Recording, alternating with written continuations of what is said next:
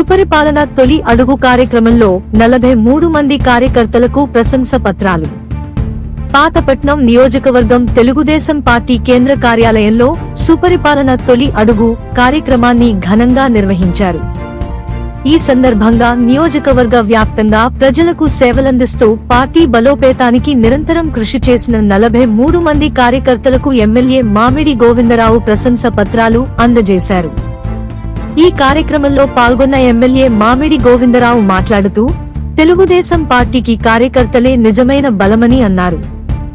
కార్యకర్తల అంకిత భావం, కష్టపడి పనిచేసే తత్వమే పార్టీని ప్రజల్లో మరింత బలంగా నిలబెడుతోందని పేర్కొన్నారు.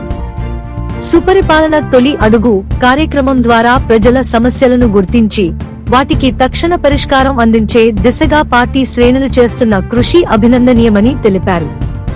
ప్రజా సమస్యలపై ఎప్పటికప్పుడు స్పందిస్తూ ప్రభుత్వం అమలు చేస్తున్న అభివృద్ధి మరియు సంక్షేమ కార్యక్రమాలను గడప గడపకు తీసుకెళ్లడంలో కార్యకర్తల పాత్ర కీలకమని ఎమ్మెల్యే పేర్కొన్నారు. ఈ క్రమంలో ప్రజల్లో పార్టీపై విశ్వాసం పెంచేలా విశేషంగా పనిచేసిన 43 మంది కార్యకర్తలను గుర్తించి వారికి ప్రోత్సాహంగా ప్రశంస పత్రాలు అందజేశామని స్పష్టం చేశారు. ఇలాంటి ప్రోత్సాహం ద్వారా కార్యకర్తల్లో మరింత ఉత్సాహం, బాధ్యత పెరుగుతాయని, భవిష్యత్తులో కూడా ప్రజాసేవలో ముందుండి పనిచేయాలని అవార్డు గ్రహీతలకు సూచించారు.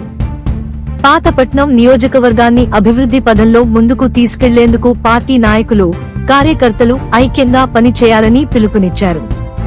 ప్రజల నమ్మకాన్ని నిలబెట్టుకునే విధంగా ప్రతి కార్యకర్త క్రమశిక్షణతో, బాధ్యతతో వ్యవహరించాలని సూచించారు. ఈ కార్యక్రమంలో పార్టీ సీనియర్ నాయకులు, మండల అధ్యక్షులు, గ్రామ స్థాయి నాయకులు పెద్ద సంఖ్యలో కార్యకర్తలు పాల్గొన్నారు.